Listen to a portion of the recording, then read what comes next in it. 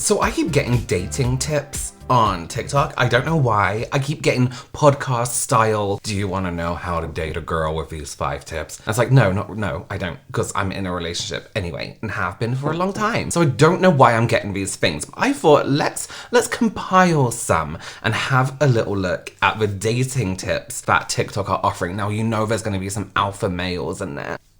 Alpha males. There's some people who just generally like to emotionally abuse other people. You know, that kind of stuff. So let's take a look. Do subscribe to this channel if you're watching this from my makeup channel. This is my commentary and reaction channel where we watch stuff that isn't necessarily beauty related. So do please subscribe. We're on our way to 100,000. It'd be great if we could make it there, please. So let's do it. Let's have a little look. Also, some of it might be good, some of it might be bad. I'm not like a dating expert in any way, but I feel like I would have a good idea. Okay, let's start. What position should you be in to start dating as a man? You know, growing up, my mom always told me, if you're not in a position to go on a date and pay for the bill, you're not in a position to date.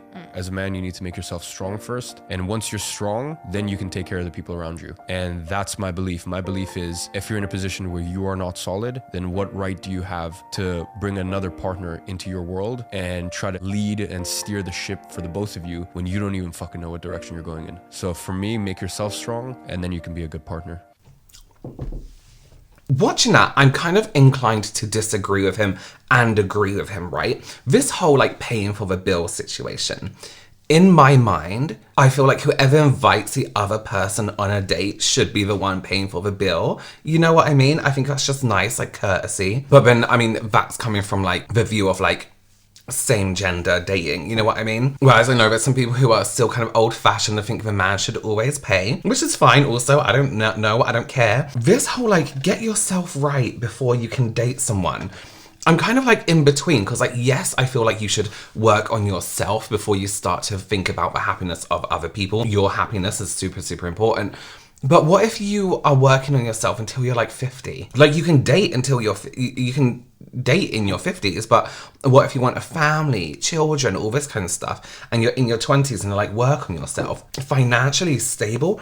You want millennials to be financially stable? Please. There's a lot of pressure I feel on people to like have their lives together and, you know, be doing the right thing for this stage in their life, which I really don't think is necessary. I don't think there's this old fashioned view that by a certain age you need to be doing this, you need to be doing this. Having children, of course, there's a bit of a time limit on it.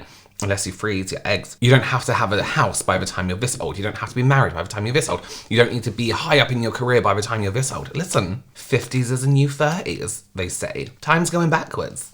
So, that's good. Now it's time to get the boys involved. I think we need to go to a different restaurant and show her that we don't pay wherever we go. We run this town.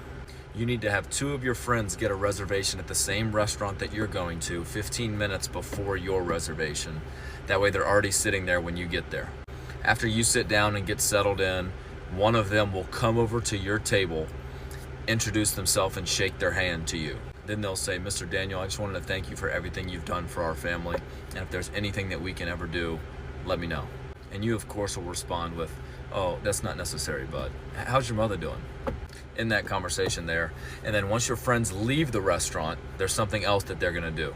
Now this time you can pick up your date in an SUV or in your car if it's a good looking car. Just tell her your driver had to do something for the family. When your friends leave the restaurant, they're gonna put this handwritten note on a note card that you already had written out on your passenger side window where your date will be getting into the car. That note's gonna read, saw you at dinner, didn't want to be seen, tell your father I said hi, you should come stop by the store sometime and we'll take care of you. And sign it some random name and a local clothing or shoe store underneath it. I would pay a lot of money to see what she tells her friends after you drop her off from that date. That's such terrible, terrible advice. Or possibly not. If it's just the first, well, this is the second date, right? He says, what happens on date number 2? And his description says, I feel like this allows every guy to live out their dream. But what happens if you carry on dating this person and it becomes a very serious relationship? They're gonna meet your friends. Your friend is gonna be that person that comes up to you and says, oh, thank you so much for all your help. Won't they be like, why did your friend come over to us that time? And then you can't then go on pretending forever that you've only just made friends since that situation, or, you know, but why would your friend come over, call you Mr. whatever, while you're on a date? You know what I mean? Like, it doesn't make sense. And then also the note in the door, they'll be like, yeah, but what do you do? So you get in a serious relationship, what is it that you do that all these people are thanking you? What is it that you do? Oh, and then you're telling her that the driver had to do something for the family. So when you're in your serious relationship, where's your driver? Can you afford your driver? How are you affording your driver? This is stupid advice. Dating cheat codes for men. You can meet women anywhere if you make eye contact and smile. Never beat yourself up if a woman isn't interested. It is either her loss or your mistake to learn from. When in doubt, put your mental health, happiness, and career first. You can give her a second chance, but never a third. You know, I feel like that's like kind of average advice, right? It's their loss. Sometimes it isn't. Sometimes just smiling at people across the room can be a little bit creepy. I think it needs to be the right situation. You know what I mean? Let me see your phone. No. Why not? Because that's my privacy.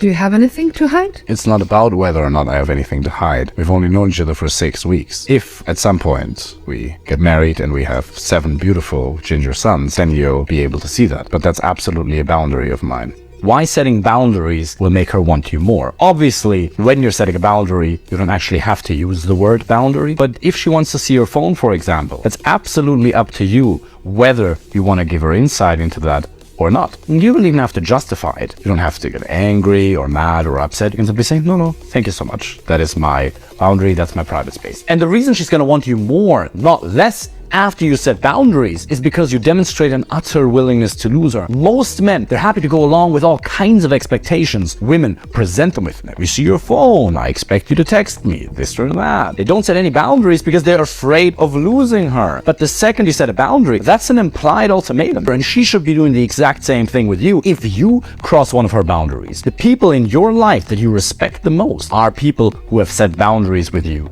in the past. If you want more dating and relationship advice for men, check out my profile. I would love to know what you will think of this down below, because I think it is a kind of a boundary, but it's not, like he said in the video, it's not about having something to hide. It's a trust issue. It's like, why do you not trust me to a point where you can almost invade what some people consider private? You know what I mean? It's those people that's like, I check their phone every week just to see what they're up to. It's like, that's kind of like weirdly, to me, it's quite controlling. It seems controlling, and it's like untrust. It's the equivalent of, sorry, I keep looking down. To me, it's the equivalent of like somebody being like, yeah, you're not allowed to be friends with other girls, or you're not allowed to be friends with other guys, because you might cheat on me. You know what I mean? It's like, yeah, but that's a you issue. You don't trust me then. It's not like you can say you don't trust other people, but also you don't trust me because you think that's gonna happen. That for me is a telltale sign of insecurity. That's what it is. I would love to know your opinions on that down below, because I do think that's like a boundary you shouldn't cross, even if there's like nothing on your phone. Like, I mean, like no apps, no messages, your phone is completely wiped clear. I think that's a really, I don't know why that is such a boundary, but I feel like it is. I don't know why. Girls will not lose interest in you if you do this, but so many guys fall into this trap. When you first start talking to a girl, a lot of the times it's gonna seem like she's super hot and cold with you. One minute she's blowing up your phone, and the next it's radio silence. And this is the part where 90% of guys start messing things up. Instead of playing it cool, they start pursuing her harder. Double texting, blowing up her phone, sending flowers. But what you should be doing the moment she goes cold on you is matching her energy. Let's be honest, she saw your message, man, but you can't be getting emotional every single time a girl doesn't respond to you right away. All that communicates is that you're insecure and needy. Bottom line is you should never be begging for a girl's attention. If she's into you, you will know it. Otherwise, just have some self-respect and move on. I did not listen to a single word of that, because all I could focus on was his hands doing this every time. You should focus and don't let, at the beginning of let me just watch that again off camera. I think that goes for everyone. I would never be a beggar, right? If I was like on the scene. If somebody started messaging me, I would like, fine, done. I think I would probably be single for the rest of my life had I not met my partner when I did. Because I don't like this whole playing games. You should do this. If they don't message you, you shouldn't message them. Question for you. You're on a date, theoretically, right? You're on a date, it goes really well. You message them the next day, they don't message back for a day. What do? Because people are like, yeah, you don't message them back for the first day. It seems too eager. Why do you not want your partner to seem eager? Why do you not want someone to seem eager in you, in your company? That doesn't make sense to me. Why you would want to like keep them guessing. This isn't the fucking, you know, cowboy times. I don't know what's Czar, how do we establish boundaries correctly? My idea is to say, in order to make our relationship work properly, here's some things I don't accept from a girl I'm supposed to love. Male friends, going out without you telling me, blah, blah, blah. Or is this too direct? That's not too direct, only if she wants a relationship with you first. When she asks, what are we, or where is this going, that's your opportunity to establish all your boundaries that you have. If you try setting these boundaries too soon with a girl, as in telling her you can't have any male friends, she is going to think you are a control freak and you will never see that girl. The attachment has to be built first. But if she disrespects you, you have to call her out on that. Do not tolerate any type of disrespect from the get-go, or else she will keep disrespecting you. You have to let her know you ain't a bitch, bro.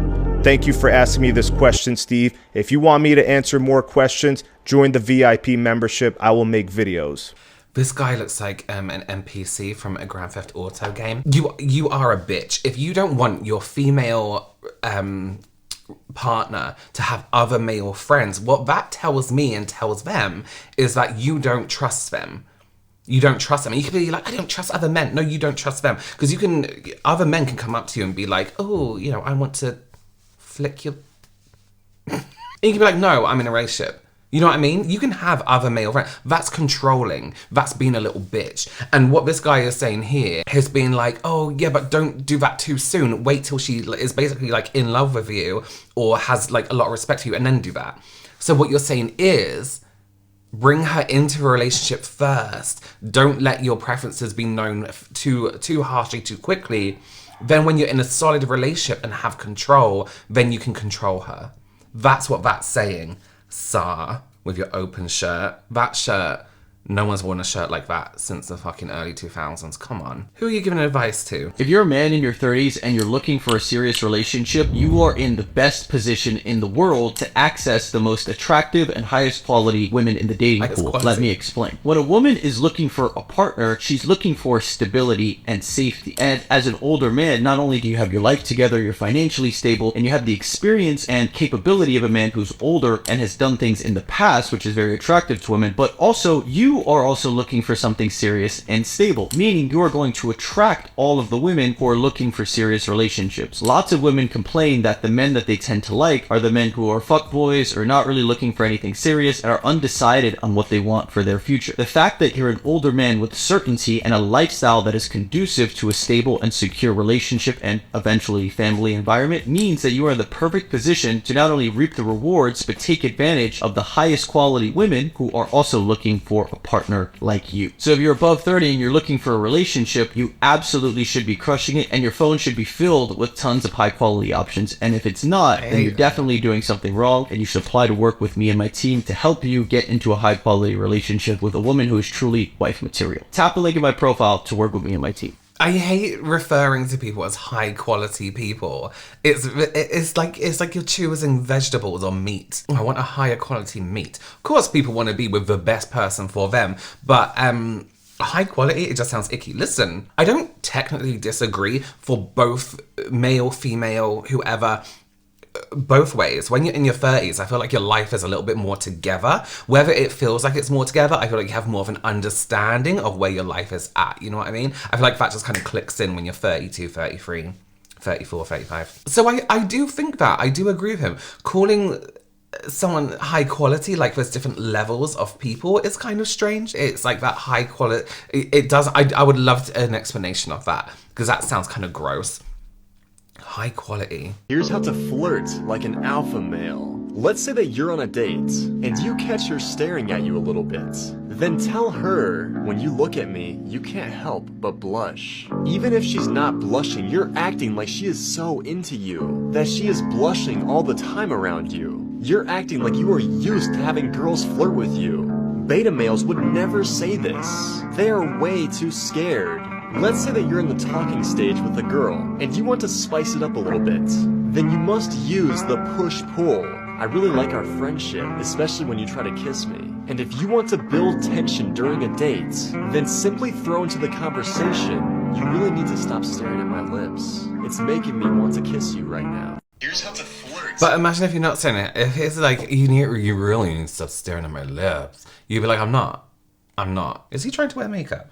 Want to attract a high-value woman? Book a call with you? With advice like that? I really love a friendship, especially when you kiss me. Are you joking? I feel sorry for anyone who's probably like 17, 15 to maybe like late 20s who are kind of, I mean, if you're in your 20s and you're taking advice like this, you might have lost your way a little bit. I feel sorry for them because they're watching this and they're going to go up to someone in a club and be like, you really need to stop looking at my lips when they're really not, you know? I don't know why a club.